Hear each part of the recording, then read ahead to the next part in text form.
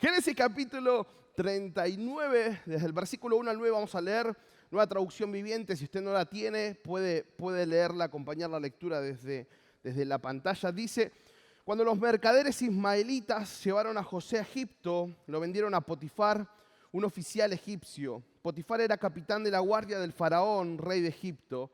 El Señor estaba con José, por eso tenía éxito en todo mientras servía en la casa de su amo egipcio. Potifar lo notó y se dio cuenta de que el Señor estaba con José y le daba éxito en todo lo que hacía. Eso agradó a Potifar, quien pronto nombró a José su asistente personal. Lo puso a cargo de toda su casa y de todas sus posesiones.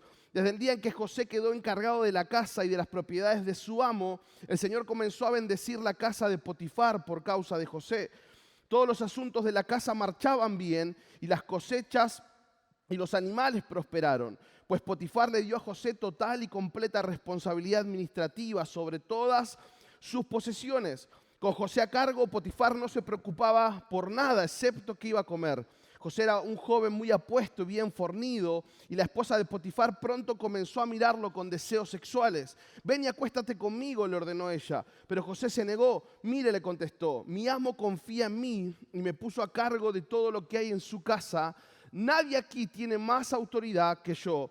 Él no me ha negado nada, con excepción de usted, porque es su esposa. ¿Cómo podría yo cometer semejante maldad?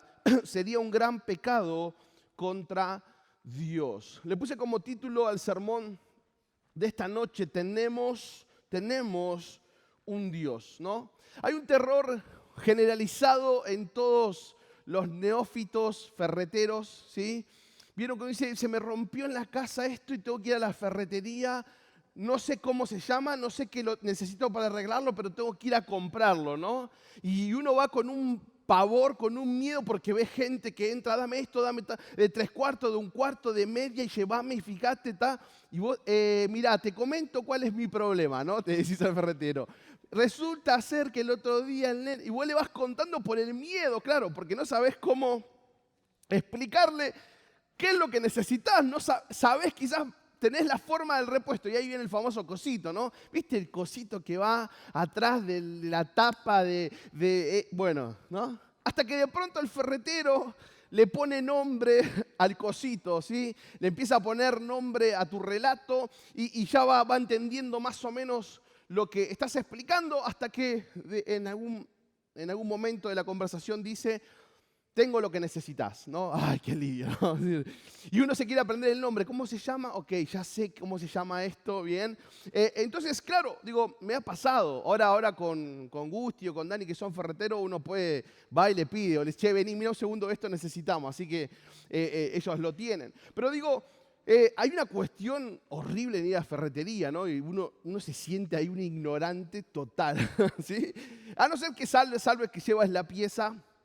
Y bueno, con eso zafás, no tenés que hablar. Necesito esto. No, uno lo deja ahí. ¿Cuánto es? Tome, pague, me fui. Buen día. Pero qué bueno es recibir esa respuesta cuando estamos buscando algo. Tengo lo que necesitas. Che, ¿sabés que el otro día estaba esto y me pasó tal cosa?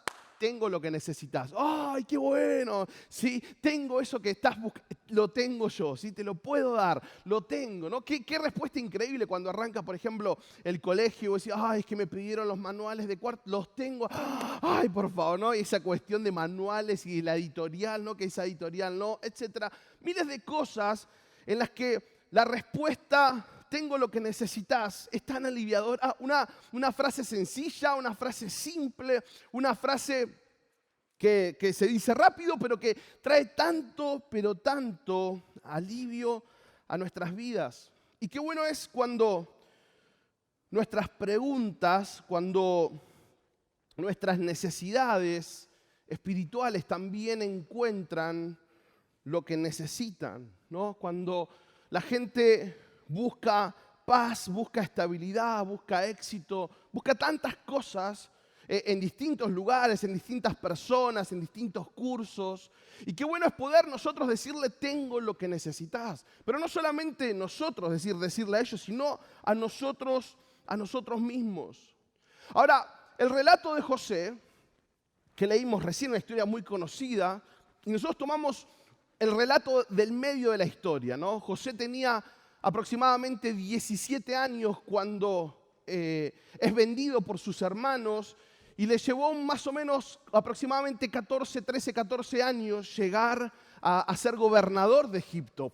Es mucho tiempo lo que pasó. Y en el medio de esos años sucede esta historia. La historia de José no era, a sus ojos o a los ojos de los demás, no era una historia linda de contar en su momento. Claro, nosotros tenemos el final de la película, pero en ese momento para José la cosa no estaba bien. José no estaba dando un curso de motivación. José no estaba hablando desde una posición muy cómoda. José había sido vendido, había sido desterrado de su casa, de su lugar.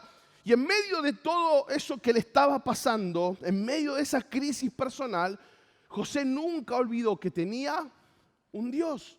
Que tenía un Dios como tenés vos, como tengo yo. Y quiero que veamos en esta noche y que entendamos en esta noche, frente a lo que hoy estemos viviendo, frente a la situación que hoy estés pasando, que tenemos un Dios. Decirle que tenés al lado, tenés un Dios. Tenés un Dios. Lo primero es, frente a lo inestable de las circunstancias, tenemos un Dios que afirma nuestra vida. Frente a lo inestable de las circunstancias, tenemos un Dios que afirma nuestra vida. Mire, no hay cualidad más deseada para cualquier área de nuestra vida que la estabilidad. No hay persona que no desee tener estabilidad en todas sus áreas, económica, de salud, emocional, espiritual, ¿no? Social. La estabilidad es una cualidad deseada, anhelada por todos, y es así. Y la paz que eso puede generar. ¿Por qué? Porque la estabilidad nos permite saber dónde estamos, nos permite proyectar, nos permite ver con más claridad lo que está por delante, nos permite ver bien, poder tener en cuenta todo, ¿no? Uno está tranquilo, está bien parado, está posicionado. La estabilidad genera eso. Cuando uno está bien, cuando uno está estable claramente, los escenarios son más claros, las situaciones son más claras. Uno puede tomarse ciertas licencias o cierto tiempo para analizar el próximo paso, siempre que haya estabilidad. Ahora, cuando no hay estabilidad, es muy difícil. Cuando no hay estabilidad, puede ser que nos pase lo que le pasó a Pedro, ¿no? Caminando sobre el agua, nos hundimos, nos desesperamos, no sabemos qué hacer, no sentimos que el problema nos tapa, sentimos que no vamos a salir nunca más. Un montón de cosas cuando no hay estabilidad. Y en la vida, tenemos escenarios tan cambiantes. Año a año la economía cambia, las noticias cambian, nuestras circunstancias cambian, nuestra familia cambia, lo que nos pasa cambia, todo parece cambiar, nada parece quedarse estable, y eso muchas veces se torna difícil para nosotros, porque queremos tener estabilidad, porque queremos saber dónde estamos parados, queremos saber para dónde ir, qué hacer, pero si no tenemos esa estabilidad es muy difícil. Ahora, para José, aparentemente también se puso difícil la cosa. ¿Por qué? Porque él estaba bien en su casa, era el mimado, tenía recién estrenada su túnica de Dolce & Gabbana, ¿no? De colores. Sí, estaba ahí con el olorcito a nuevo, recién importada. Era la envidia de sus hermanos, era el amor, ¿sí?, de sus padres.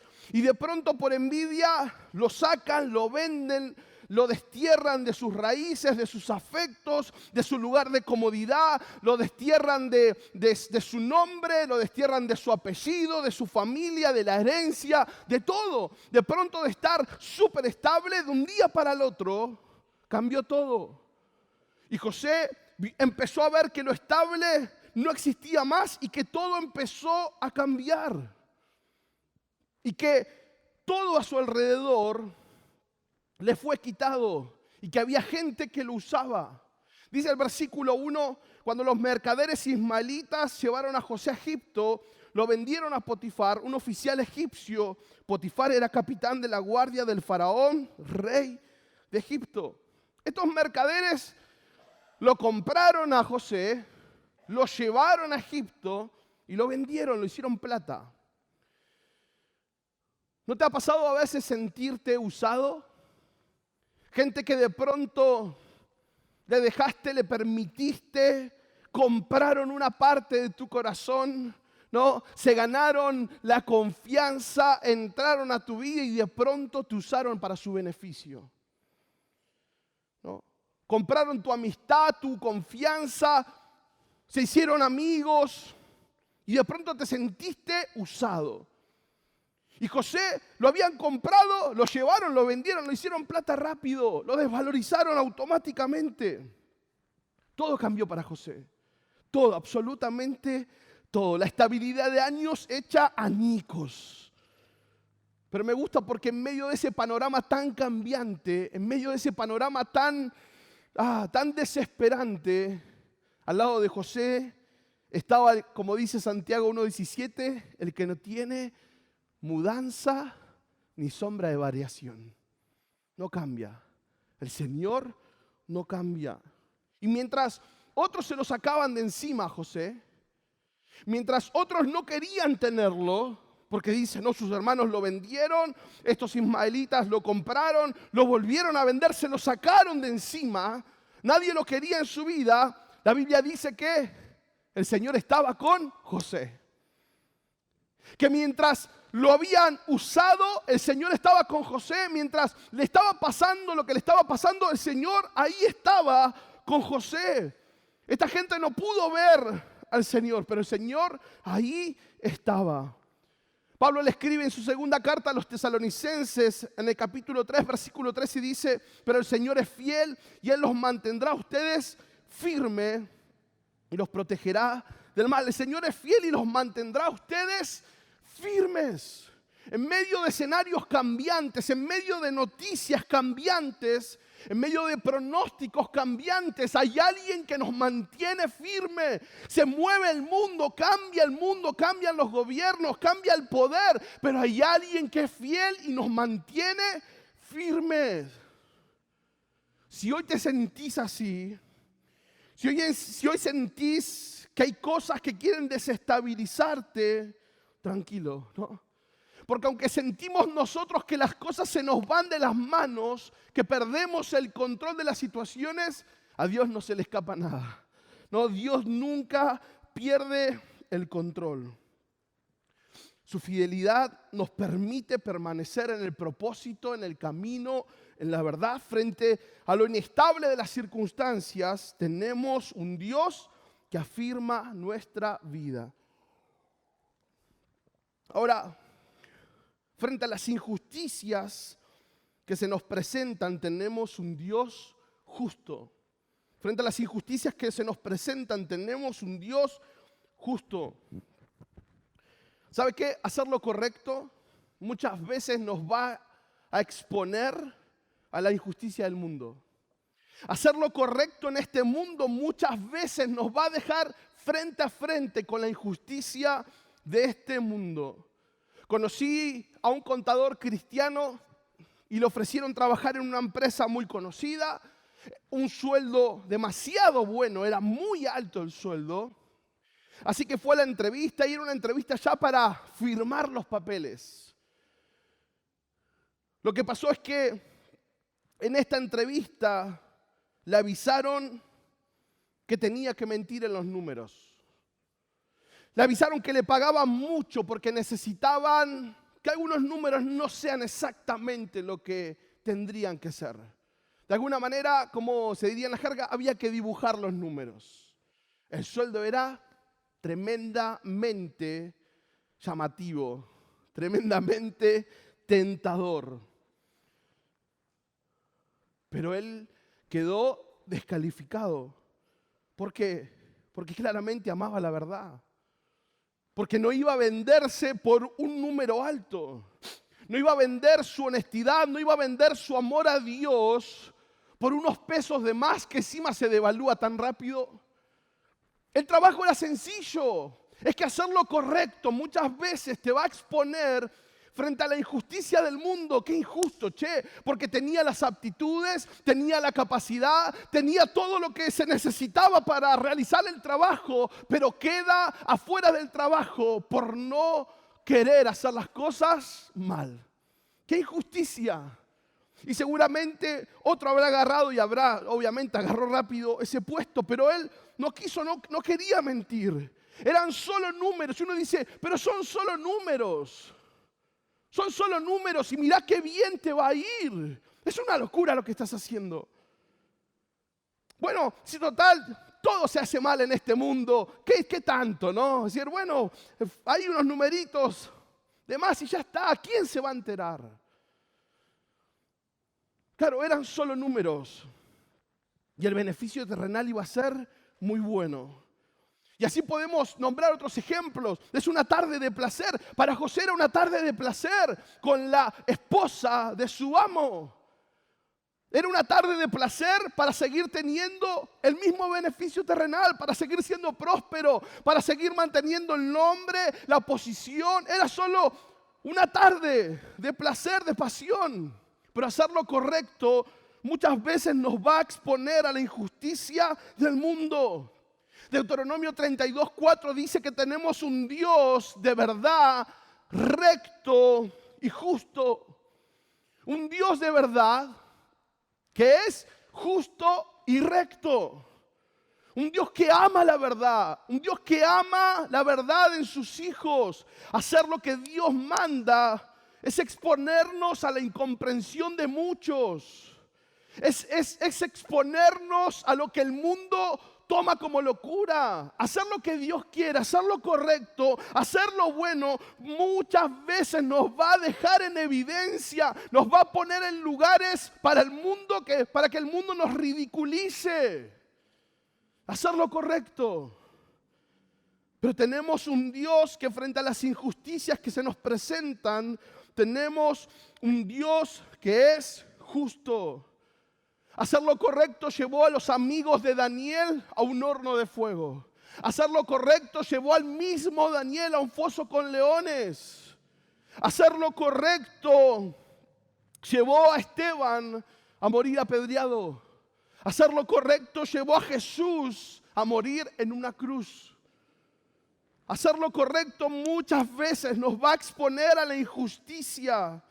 Vamos a vivir en carne propia la injusticia del mundo. Van a hablar mal de nosotros, van a tener conceptos cerrados, la mirada va a ser crítica, vamos a ser subestimados. Muchas veces la gente va a mentir sobre nuestras vidas y lamentablemente la gente va a seguir creyendo esa mentira como una verdad. ¿Alguna vez se puso a pensar en algo? La mujer de Potifar acusó a José de haberla querido violar. Y no tuvo un juicio como Johnny Depp. Esa gente, y a José lo llevan a la cárcel. La gente de la casa, ¿qué pensó? Ese muchacho abusó de su esposa. Ese muchacho hizo algo incorrecto y no fue así. No es que dijo, no, a ver, aclaremos los tantos. No, yo me fui. No.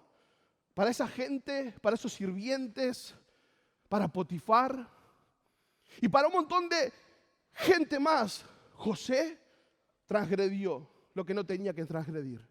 ¿Alguna vez se puso a pensar que no es que Dios apareció y redimió los tantos? No.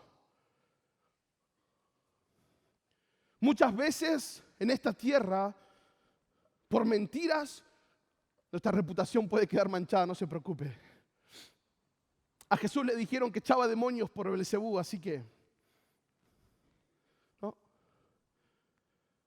Es que muchas veces hacer lo correcto nos va a exponer a conceptos errados, a injusticias.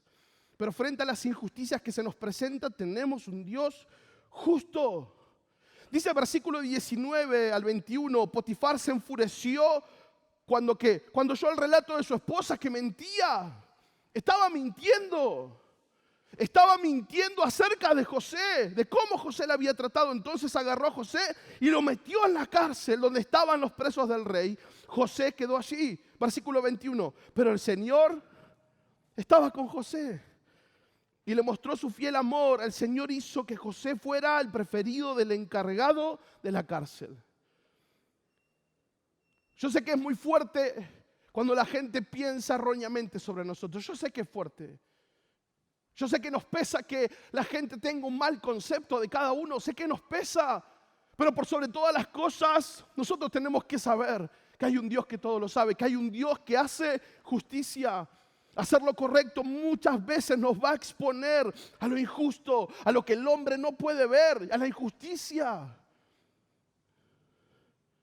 Cuando estaba por cambiar de iglesia en todo este proceso ministerial, todavía estaba soltero, le he contado algo en otro tiempo, pero recuerdo que la reunión de despedida antes de cambiar de ministerio, había gente que no quería que me vaya, había gente que estaba muy triste porque me vaya, y había un grupo de gente en la iglesia que estaba enojada conmigo. Y yo lo entendía, digo, yo tuve parte, ¿no? Porque les dije que me iba a quedar, no me quedaba, pero ahora, cuando termina la reunión, estoy saludando, se acerca el tesorero de la iglesia y me dice, no te vamos a pagar. Y no me reí delante de él, ¿no? Pero era como el castigo, ¿no? Había trabajado todo ese mes en la iglesia y me correspondía el pago, no es que me pagaban adelantado, ¿no? Y él, para hacer justicia, para aclarar los tantos, para que se vea que la iglesia ahí, no te vamos a pagar. Bueno, ¿usted piensa que lo que me saca alguien Dios no me lo puede dar? No dependemos, a veces el hombre piensa que puede cerrarnos lo que Dios ya abrió de antemano. No. A veces el hombre piensa que puede truncar la bendición de Dios, o sea, que piense lo que quieran.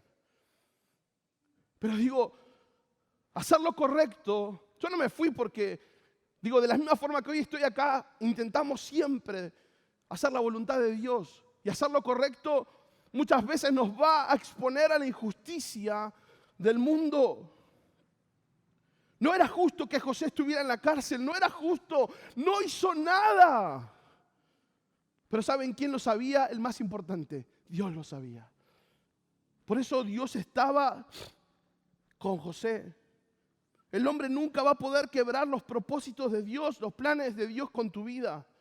Cuando le he contado, ¿no? Yo estaba trabajando en una compañía de seguros, la que hoy se conoce como Sura. Me fascinaba el seguro, estaba estudiando para tener la licencia de productor. Es un mundo apasionante el seguro, y habíamos asegurado a Boca cuando fue campeón de la Libertadores y Macri había prometido $1 millón, aseguró ahí en Sura, ¿no? Desgraciadamente tuvimos que pagar porque habían sido campeones, pero era apasionante ese negocio, ¿no? Y cuando la gente en la iglesia, algunos hermanos de la iglesia se enteraron que yo trabajaba ahí, se pusieron muy contentos, eran tiempos difíciles, conseguir un buen trabajo. Yo venía de trabajar en fábricas de 7 a 7, de hacer changas, de repartir volantes, llegar a una compañía, a una oficina de lunes a viernes, con mi escritorio, con mi teléfono, era genial. Pero ahí es donde Dios sale al cruce, ¿no? Y donde dice, bueno, yo tengo esto para vos. Y Dios me llama al ministerio a tiempo completo. Y le he contado, ¿no? Entonces le cuento al pastor, el pastor Enrique se emociona, se pone a llorar porque dice, Señor, gracias porque seguís llamando obreros a tu mies. Y él me dio ese consejo de no lo cuentes mucho. ¿Cómo no voy a contar una noticia tan linda? No, es que mucha gente no te va a entender. O sea, pastor, estamos en la iglesia, ¿quién no entendería una decisión así? Y me llevé la sorpresa que era verdad. Uno me dijo, Daniel, estás loco. ¿Cómo vas a dejar ese trabajo? Dijo, ¿vos sos consciente que tenés un trabajo que muchos de los que están acá no tienen y quisieran? ¿Y vos te das el lujo de dejarlo? ¿Por un llamado? ¿Por tener que ir al instituto? Andá los sábados al instituto. Pero yo entendía que Dios me había llamado, que era lo que tenía que hacer. Me sorprendí cómo mi líder de jóvenes me dijo, vos sos un vago. O sea, el que me pastoreaba, en vez de animarme y decirme gloria a Dios, dale para adelante, me dijo, vos te vas al instituto porque sos un vago, porque no querés trabajar. O sea, Dios me está llamando al ministerio y soy un vago. Claro, es que hacer lo correcto te va a exponer a la injusticia. Cuando hagas lo correcto, cuando Dios te hable, vas a ser como el que va a contramano del mundo. Tus acciones no van a tener sentido. Podés llegar a perder los negocios más grandes que alguien de afuera quisiera. Pero si Dios te está hablando, muchas veces vas a ir a contramano, casi siempre. Me decían, no dejes. Y me quería convencer esos 6 meses que faltaban para que yo renuncie, porque era fin de año, que no deje de trabajar. Era una locura lo que estaba haciendo. Y no les voy a mentir, lo he llegado a pensar. Esos 6 meses dije, ¿para qué abrí la boca, no? ¿Para qué conté lo que no tenía que contar? Y he llegado a pensar, digo, quizás yo soy el emocionalista, ¿no? Quizás en realidad es verdad, podría ser esto. Ya quería ajustar. Cuando dice, che, eso no fue lo que hablamos, ¿no? Como Dios, para.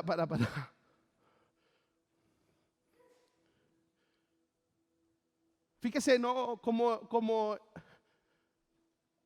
a veces uno puede estorbar lo que Dios piensa sobre nuestras vidas. Si no iba al instituto, no iba a conocer a mi esposa. No hubiera conocido a mis amigos de instituto. Y un montón de cosas más. No estaría acá, seguramente. Claro, porque hacer lo correcto nos va a exponer a las injusticias. Dale, José, acostate. Es un toque, no hay nadie, la casa está vacía. Y José estaba tan bien plantado, ¿no?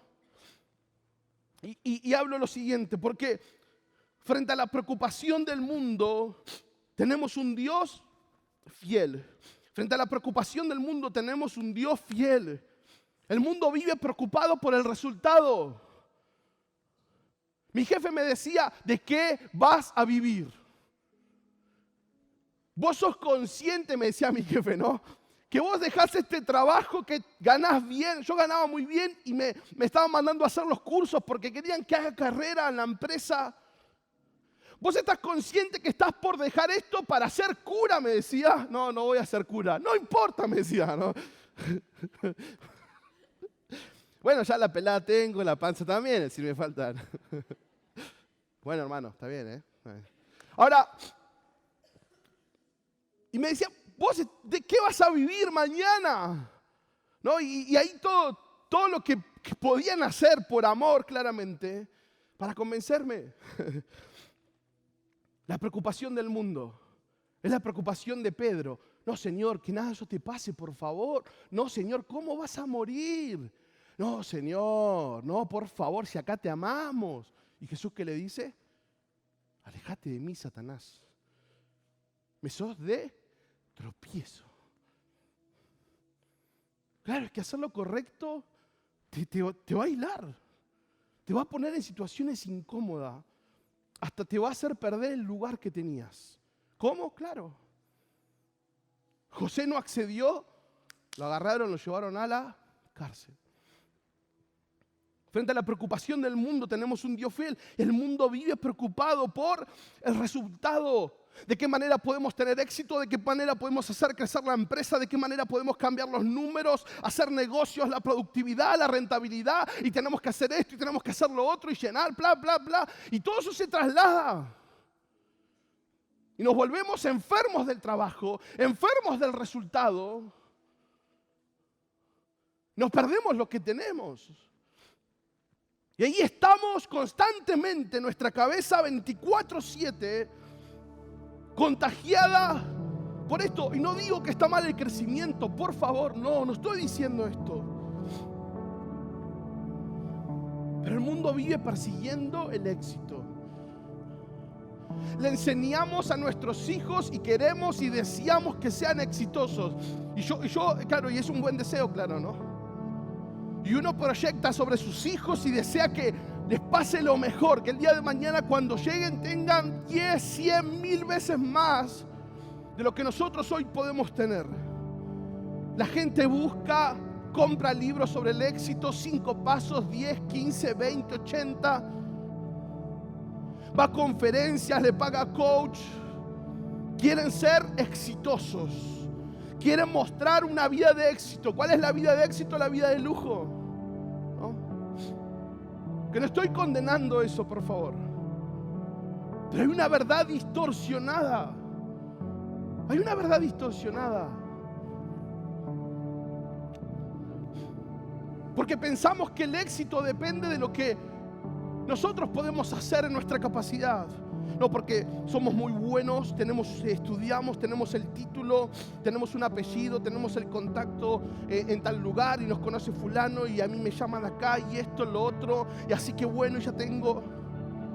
Como si el éxito dependiera de una cualidad nuestra, de una habilidad nuestra. Copiar modelos que son vistos como exitosos.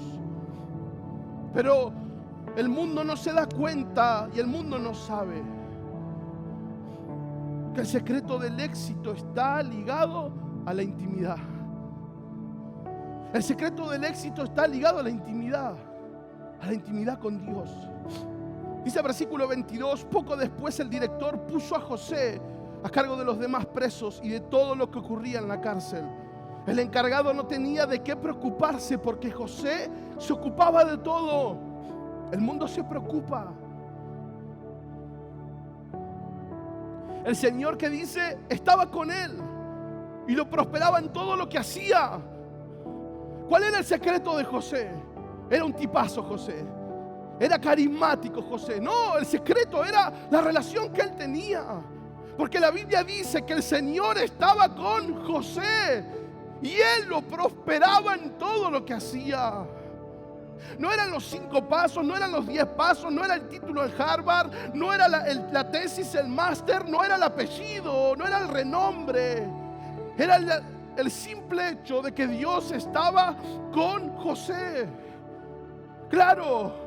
José fue desterrado de su hogar, fue desterrado de sus orígenes, de sus afectos, desterrado de su comodidad, de su inocencia. Pero ni las personas ni las situaciones lograron desterrar de su vida lo más valioso, su relación con Dios. Le quitaron todo, pero no pudieron tocar su relación con Dios. ¿Cuál era el secreto del éxito en la vida de José? Su secreto era ser conocido por Dios. Su secreto era ser conocido por Dios. El secreto de José era saber que tenía un Dios que estaba con él. Tenemos un Dios. El versículo 2 es más gráfico. Dice, el Señor estaba con José y dice, por eso tenía éxito. No dice, José era muy rápido con los números, José era muy hábil, por eso tenía éxito. Dice, no, el Señor estaba con José y esa es la causa del éxito de José. Y esa era la causa de ser un buen líder, un buen pastor, un buen maestro, un buen negociante, un buen empleado, un buen alumno, un buen esposo, una buena esposa, un buen hijo. Ese es el secreto del éxito. Por eso tenía éxito en todo mientras servía en la casa de su amo. Potifar le dice a José, bueno, empecé a hacer estas cositas acá, dale. Y José empezó a servir. Y dice, Potifar lo notó y se dio cuenta de que el Señor estaba con José. Ese pibe tiene algo distinto. Todo lo que hace, lo hace bien. Esa chica tiene algo.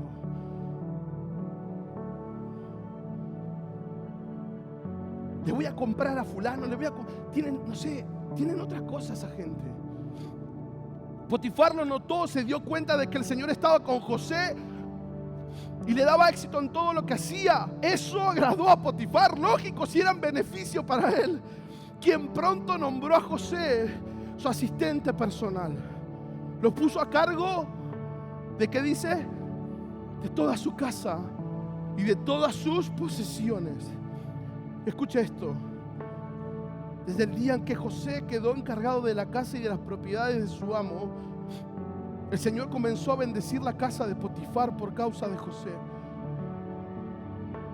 Todos los asuntos de la casa, que dice, marchaban bien, y las cosechas y los animales prosperaron. No es que encontramos un nuevo químico ahora, no es que estamos haciendo promoción, ese no es el éxito. El éxito de la vida no está en qué puedas hacer, en tu fuerza, en mi fuerza, sino que el Señor esté con nosotros, ser conocidos por Dios. El éxito siempre lo determina Dios. Podemos hacer muchas cosas sin Dios. Podemos encarar muchos proyectos, muchas cosas. Podemos ponerle el cuerpo, el alma, la pasión. Pero si Dios no está, nunca va a haber verdadero éxito. Nunca va a haber verdadero éxito. Porque el verdadero éxito viene cuando Dios está con nosotros. Cuando Dios está en nuestras manos, cuando Dios está en nuestros labios, en nuestra mente, en nuestro corazón, en nuestras palabras, cuando Dios abunda, cuando su paz gobierna y cuando su palabra abunda en nosotros. Por causa de José, todo su entorno era bendecido. Era tal la bendición de José que todo lo demás inevitablemente era bendecido. Sé fiel en lo poco. ¿Y saben qué? A veces oramos para que Dios bendiga a nuestra familia. Señor, bendecí a mi familia. Señor, bendecí el trabajo. Señor, bendecí esto. Señor, bendecí lo otro. Señor, bendecí tal cosa. Y Dios dice, pero te puse a vos ahí. Claro, es más fácil que el Señor se encargue de bendecir. Es más fácil decir, Señor, vos bendecí a la gente. Cuando Dios nos puso a nosotros para que a través de nuestra vida, para que a través de tu vida, tu trabajo sea bendecido. Para que a través de tu vida el aula de clase sea bendecida, el negocio sea bendecido, tu jefe sea bendecido, tus vecinos sean bendecidos, tu hogar sea bendecido. Dejemos de tirarle la pelota a Dios y empecemos a tomar la responsabilidad que tenemos. Porque no se nos mide por la cantidad de responsabilidad, se nos mide por la cantidad de fidelidad. Sé fiel en lo poco. Porque la fidelidad es proporcional. Si sos fiel en lo poco, vas a ser fiel en lo mucho. Si somos fieles en lo poco, que quién podría decir que es poco, ¿no? Lo que tenemos. Dios nos puso ahí. José estaba en un proceso difícil. José no estaba sentado en el palacio real y no. José estaba en la prisión. José venía de una injusticia. José venía de ser vendido. Un adolescente de 17 años, lejos de sus papás, lejos de sus hermanos, lejos de la comodidad, trabajando, poniéndole el cuerpo. A 13 años de llegar al propósito que Dios tenía y que todavía él no sabía. Porque la historia sigue. Pero José no había perdido su relación con Dios. Y José era consciente de que donde estaba, él iba a ser fiel. Donde estaba, iba a marcar la diferencia. Como decía Jesús, mientras tanto que estoy en el mundo, luz soy del mundo. José era consciente de la responsabilidad que Potifar le había encomendado. José era consciente, y esa es la respuesta que le da a su esposa. No, mi amo me dio todo esto, menos vos. José era consciente de esa responsabilidad. José era consciente. Pero también era consciente de la responsabilidad mayor que tenía de ser testimonio delante de los demás. Por eso cuando esta mujer le ofrece acostarse, él termina respondiendo, él no dice, no, es que tengo miedo de fallarle a mi jefe. Él dice, no lo voy a hacer porque si no, yo voy a fallarle a Dios. Era la responsabilidad mayor.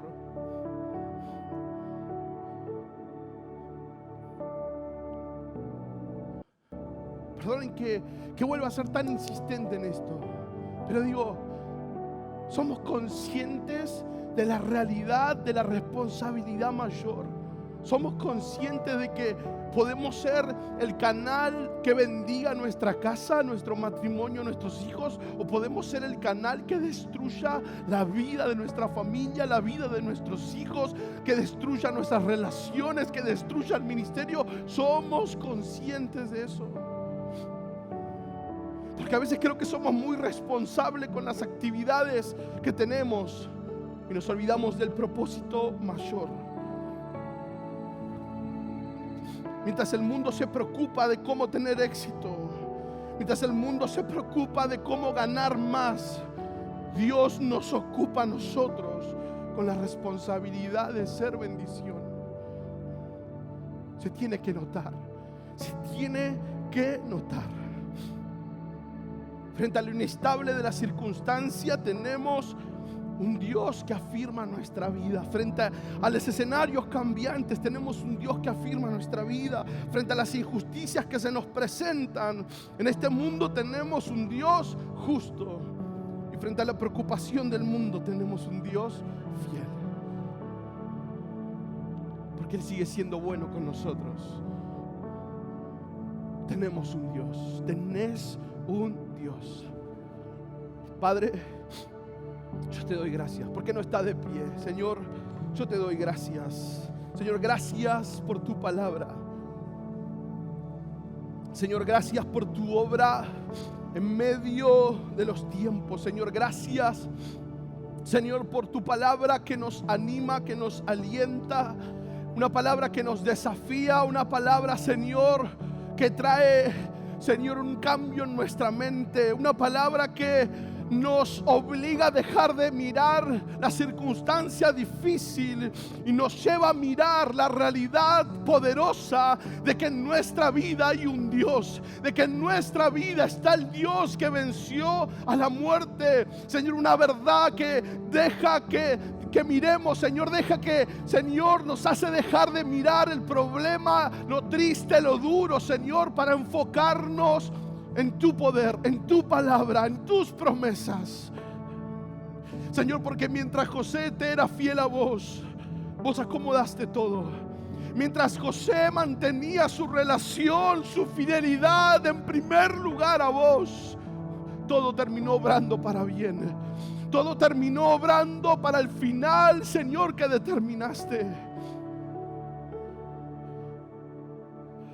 Señor, nos pusiste para ser bendición. En medio de nuestra crisis, en medio de nuestro problema, nos pusiste en una familia para que nosotros seamos de bendición.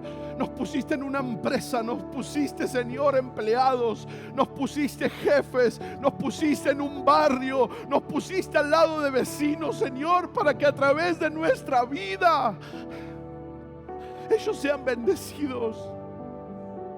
Para que a través del testimonio diario, inevitablemente ellos sean bendecidos.